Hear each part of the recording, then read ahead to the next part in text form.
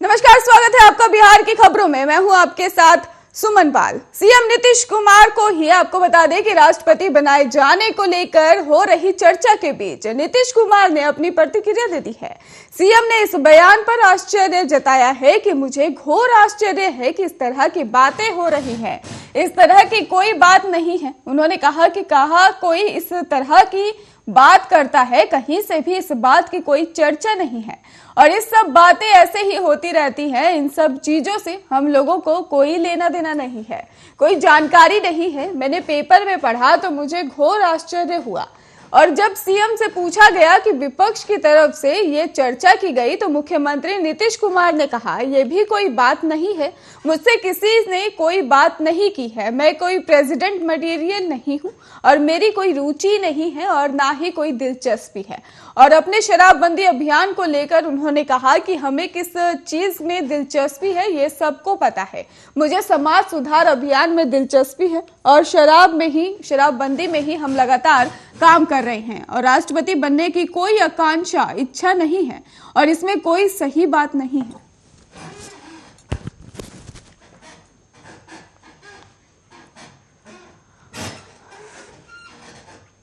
वहीं सीएम नीतीश बुधवार को ही जमुई में समाज सुधार अभियान को लेकर पहुंचे थे और इस दौरान उन्होंने शराबबंदी, नशा मुक्ति, बाल विवाह, दहेज प्रथा और पर जमकर आलोचना भी की है। उन्होंने दहेज प्रथा को लेकर कहा कि ये समाज के लिए एक अभिशाप है और इसे खत्म करें, बिना दहेज के लिए ही विवाह करें। और इस दौरान समाज सुधार मंच पर उन्होंने एक अंतर्राज्यीय विवाह कर आए नवविवाहित दूल्हा दुल्हन को भी आशीर्वाद दिया है, साथ ही 1 लाख का चेक भी उन्हें दिया है। वहीं मंच पर आए नवविवाहित दुल्हन दूल्हा को लेकर भी उन्होंने कहा कि हम दोनों ने ही बिना दहेज लिए विवाह किया है, ऐसा दूल्हा दुल्हन का कहना था और हम आज बहुत खुश हैं। नवविवाहित दूल्हा दुल्हन ने यह भी बताया कि वो अपने परिवार के खिलाफ विवाह किए हैं और जिसे पहले तो परिवार ने नहीं अपनाया, फिर कुछ दिनों के बाद सभी मान गए। परिवार के लोगों से आशीर्वाद मिलने के बाद आज वो जमुई में समाज सुधार के मंच पर पहुंच गए हैं और जिसे मुख्यमंत्री ने आशीर्वाद देकर 1 लाख नगद का चेक प्रदान किया है और नए दूल्हा दुल्हन जोड़े की भविष्य उज्जवल होने की भी कामना की है। आपको बताते चले कि जमुई के ही गिद्धौर से आए बबीता पासवान और राहुल माझी ने बिना दहेज के आदर्श विवाह कर एक मिसाल को पेश किया है। बबीता और राहुल ने बताया है कि उन्होंने अपने परिवार के खिलाफ जाकर विवाह किया है और दहेज मुक्त विवाह किया है।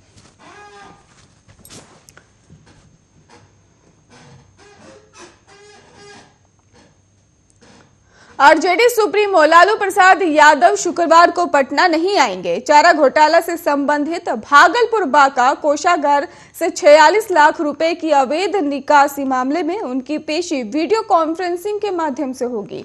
होटवार के ही जेल में ही अधीक्षक हामिद अख्तर ने बताया है कि पटना सीबीआई स्पेशल कोर्ट से वीडियो कॉन्फ्रेंसिंग के लिंक दिए जाएंगे और ये लिंक के माध्यम से ही जुड़ने की सारी तैयारी पूरी कर ली गई है। चारा घोटाला के डोरंडा कोषागार मामले में सजा होने के बाद लालू फिलहाल रिम्स में ही पेइंग बोर्ड में ही भर्ती हैं और पटना में पेशी के लिए प्रोडक्शन वारंट मांगा गया था। कोर्ट की तरफ से ही प्रोडक्शन वारंट जारी किया गया था। लालू यादव के हेल्थ की स्थिति को देखते हुए ही शरीर उपस्थित होने की जगह वीडियो कॉन्फ्रेंसिंग के माध्यम से जुड़ने का निर्णय लिया गया। लालू प्रसाद यादव को पिछले 2 दिनों से दांत में दर्द की परेशानी भी हो रही है।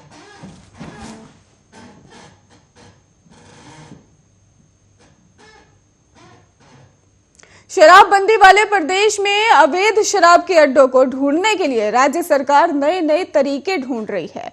पहले पुलिस का उड़न दस्ता था, अब फिर से ड्रोन के सर्वे करके ही अवैध शराब कारोबारियों को पकड़ने का सिलसिला चल गया है।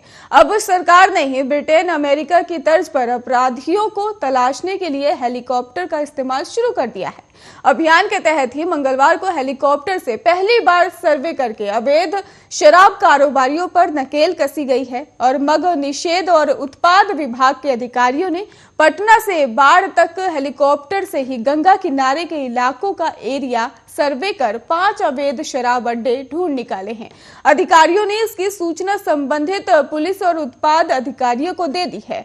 अब आगे की कार्रवाई ये अधिकारी करेंगे और इसका वीडियो भी विभाग ने जारी कर दिया है। अब पूरे प्रदेश में हेलीकॉप्टर की मदद से ही शराब के अवैध ठिकानों को खोजा जाएगा। फिर पुलिस और अधिकारियों को सूचना दी जाएगी और उन्हें ध्वस्त किया जाएगा। मगर निषेध विभाग ने जो योजना बनाई है उसके मुताबिक बक्सर से ही कटिहार तक गंगा नदी और 11 इलाकों में लगातार सर्वे किया जाएगा।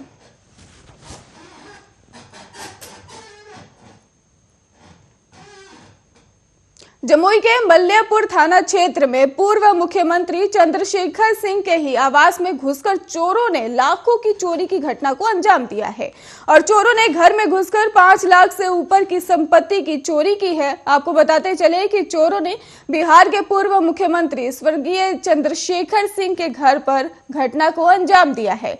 स्वर्गीय चंद्रशेखर सिंह की पत्नी मनोरमा सिंह भी पूर्व में ही सांसद रह चुकी हैं और पूर्व मुख्यमंत्री के भतीजे हिमांशु शेखर ने बताया है कि हम लोगों का पूरा परिवार पटना में रहता है। हमारे मृतक घर की देखभाल के लिए हमने एक व्यक्ति को नियुक्त किया था जो मेरे घर के अंदर प्रवेश नहीं करता था, केवल बाहर से ही घर की देखभाल किया करता था।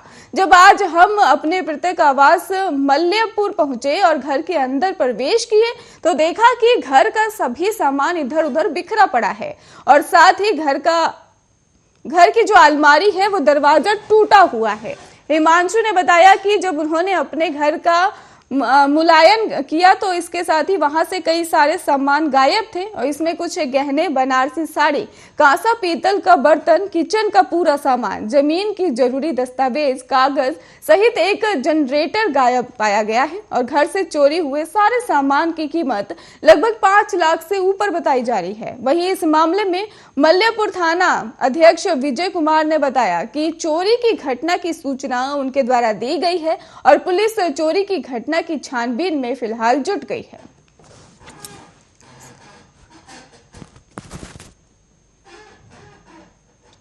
इस्लामपुर विधानसभा क्षेत्र के ही युवा जेडीयू प्रभारी का मंगलवार की रात को शराब के नशे में नग्न अवस्था में ही हंगामा करने का वीडियो सामने आया है। वो अपने भाई के साथ झगड़ा कर रहा था और इस दौरान ही वे मवेशियों के पीने के पानी में ही सिर डाल देता है और शराब के नशे में हंगामा की सूचना के बाद ही पुलिस ने उसे गिरफ्तार कर लिया।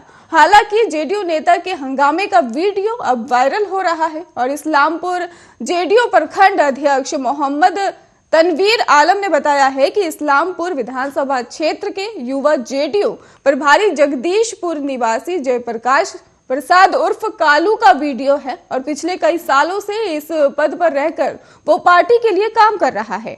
वीडियो जगदीशपुर गांव का बताया जा रहा है और वीडियो में जयप्रकाश प्रसाद शराब के नशे में ही नंगा खड़ा होकर ही अपने भाई को गालियां देता दिखाई दे रहा है। वहीं इस्लामपुर थाना अध्यक्ष चंद्रशेखर सिंह ने बताया कि जगदीशपुर गांव में एक युवक द्वारा ही शराब के नशे में धुत होकर हंगामा करने की सूचना मिली और इसके बाद ही पुलिस ने त्वरित कार्रवाई करते हुए ही जयप्रकाश को गिरफ्तार कर लिया। गिरफ्तारी के समय उसके बदन पर एक भी कपड़ा मौजूद नहीं था। गिरफ्तार युवक की मेडिकल जांच कराई जा रही है और इसके बाद शराब के पीने की पुष्टि हुई तो फिर एफआईआर दर्ज कर कार्रवाई की जा रही है।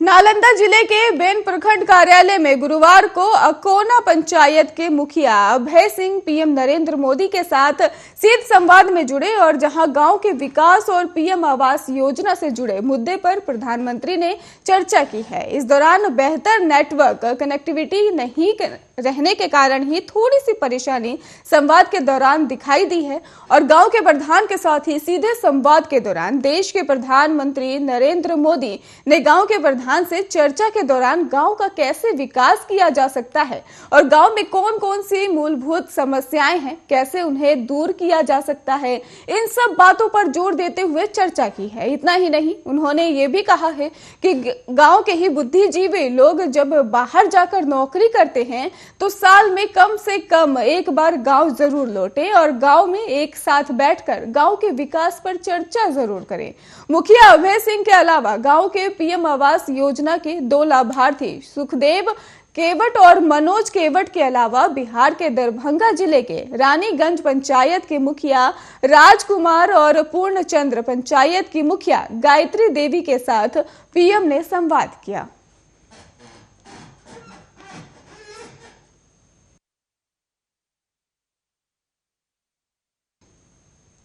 प्रदेश के लगभग 72,000 प्रारंभिक स्कूलों में पढ़ने वाले बच्चों को 24 महीने बाद 28 फरवरी से गर्मा गर्म खाना मिलेगा और राज्य सरकार ने इस संबंध में आदेश जारी कर दिया है। आदेश के मुताबिक 12 फरवरी से ही राज्य भर के स्कूल खुल गए हैं। बच्चे स्कूल भी आने लगे हैं और ऐसे में सूखा राशन की जगह बच्चों को खाना बनाकर परोसना शुरू हो गया है।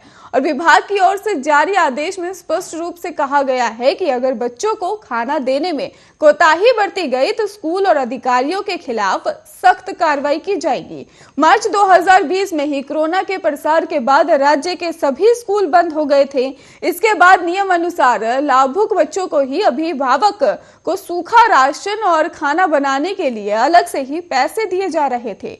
अब बच्चों को खाना परोसने से पहले केवल टीचर और रसोइया केवल खाना नहीं चखेंगे, खाना बनाने के दौरान उन्हें कोविड गाइडलाइन का भी सख्ती से पालन करना होगा। इसके साथ ही किचन की सफाई और सैनिटाइजेशन का भी पूरा ध्यान रखना होगा।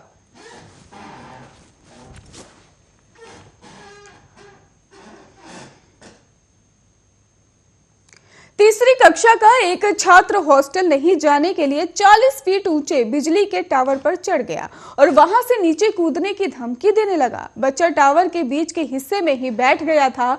यह दृश्य देखकर ही परिजन समेत ग्रामीणों के हाथ पांव फूल गए। हालांकि बच्चे को लोगों ने काफी मनाने से ही धीरे धीरे ही उसको नीचे उतारा गया है। इसके बाद परिजन ने राहत की सांस ली है। टावर में बिजली की तारों का कनेक्शन नहीं है। दरअसल बच्चा हॉस्टल नहीं जाना चाहता था और इस वजह से उसने ये हाई वोल्टेज ड्रामा क्रिएट किया है। घटना सोमवार की बताई जा रही है, पर अब इसका वीडियो वायरल हो रहा है। घटना मांझा थाना क्षेत्र के छवी गांव की बताई जा रही है। टावर के करीब 20 फीट से ही ज्यादा की ऊंचाई तक पहुंचने के बाद वो जोर जोर से शोर मचाने लगा। बच्चा कहने लगा कि उसे हॉस्टल में पढ़ने नहीं जाना है, नहीं तो टावर से कूद जाएगा। उसकी आवाज सुनकर ही मौके पर भीड़ इकट्ठी हो गई।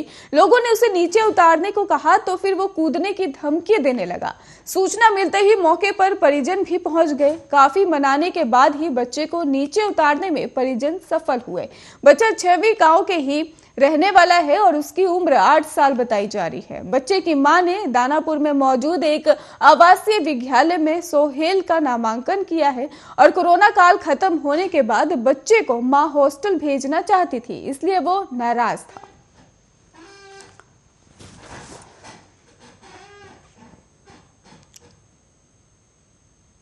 बिना हेलमेट बाइक चलाने वालों का पुलिस द्वारा फाइन काटने तो आप बहुत देखे होंगे, लेकिन हेलमेट लगाने से होने वाले फायदे के बारे में समझाते हैं कम ही देखा होगा। तो भी इस पुलिस वाले का जो समझाने का नायाब तरीका है, जिसे देख आप भी दंग रह जाएंगे। हम बात कर रहे हैं मोतिहारी के डाका थाना में ही अंतर्गत एसआई चंदन कुमार की, जो हाथों में ही हेलमेट, नारियल और हथौड़ा लेकर ही गांधी चौक पर ड्यूटी करने पहुंचे। ये तस्वीर देख सभी हैरान हो गए कि आखिर एसआई इन सब सामान को लेकर कहां जा रहे हैं। और जब वो गांधी चौक पहुंचे तो देखा कि वहां पर गांधी जी के मूर्ति के नीचे खड़े होकर लोगों को ही प्रैक्टिकल रूप से ही बता रहे हैं कि आप हेलमेट पहनकर बाइक चलाते हैं और एक्सीडेंट कर जाते हैं तो आपके सर पर क्या हाल होने वाला है। बिना हेलमेट के बाइक चलाते हुए और एक्सीडेंट करते हैं तो आपके सर का क्या हाल होता है। दोनों को बड़े ही साधारण तरीके से इसे समझा रहे हैं और इसको लेकर भी आपको बता दें कि एसआई चंदन ने नाम का खूब चर्चा डाका थाना क्षेत्र में हो रहा है। आपको यह भी बता दें कि पुलिस सप्ताह को खास मनाने के लिए एसआई के दिमाग में तरकीब आई है और इसे उन्होंने इसके जरिए ही दिखाया।